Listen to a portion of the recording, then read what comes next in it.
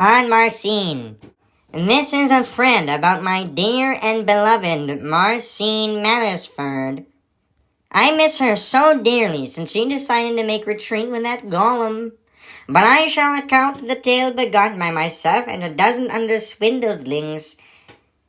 You can find her now in the St. Paul Commons, but when you go up the Criddlesnitch Road to the north, and where I implore you to make due haste, do not make the mistake of taking Needle Lane, but take Shady Lane.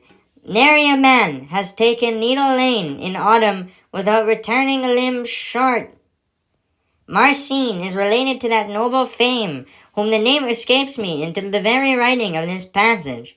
That dastardly Catherine of Buckinghamshire, my divorced wife of 3 years, I believe they may be cousins to their mothers.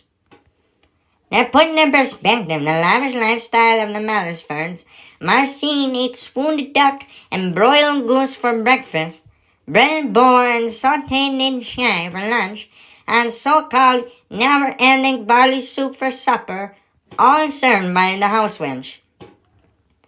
Marcine had likely never learned to tie a tie, or make her bed, or bribe a judge during these well-worth periods.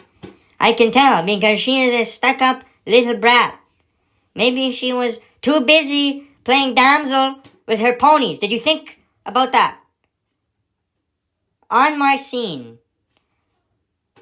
The Duke of Norton, Norman Norton, and his son, the younger Norman Norton, were bad influences because they hunt foxes all day long instead of listening to the peasants make complaint of harvest crunch and rapeseed. No, they'd rather prep and spiff. This is not political commentary, mind you. I have utmost respect for Norton. One day, Marcine's half-brother, Margaret Le Bourg, who was mother by virtue of her daughter, Mary Le Bourg, half-mother. She was half-mother to Marcine, and had enough. This one was different than the rest of the noble rabble and their fox hunting, as Le Bourg was an improper lady who touched dirt. Scandalous enough that Dawsham of the 4th generation would seek to grasp her bosom for fenning, and a slap on the cheeks would seek her affection. The baby born of this unholy woman was christened with her mother's last name. I digress. Margaret is still alive and kicking out all the tenants that weigh too much. She has a knack for all things grimy. She approached Marcine and reproached her flamboyancy and absolute ineptitude at doing anything other than cooing, etc., etc. Why, fruity little damsel dismal, give me your pride, give me your whimsy. You smell of roses when you reek of sloth. If you speak once more, I turn your silk into cloth.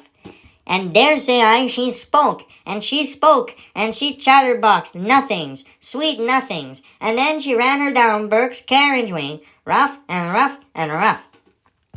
By the time little Mrs. Manisford got to her bath, her wenches noticed all the dirt and grime, the dust and dry, the gobsmack. But no bath could there be for the dirty Marcine, who had stained the carpet, and the tile, and the closet, and the room, and the bath itself. A travesty! The cost to the household would be tremendous, and thus they made the decision to send her packing. On Marcine. She clambered down the hills to the cripple cloth stream, and then to Box Hills, and on until she found Lee Buckinghamshire, who might give her respite from the mosquitoes. Now I speak in rhyme to convey the charm that my dear ex-wife has when she discusses the matters of scandal, and so do know that this is the most accurate and word-wise way for you, the audience, to understand the gravity of the situation. Up Criddlesnitch Road, there lies a little patch of cabbage and parsnips and savory pea snaps. Watson's Gardens, on the food you desire, for peasant well-hardened, no news for town crier.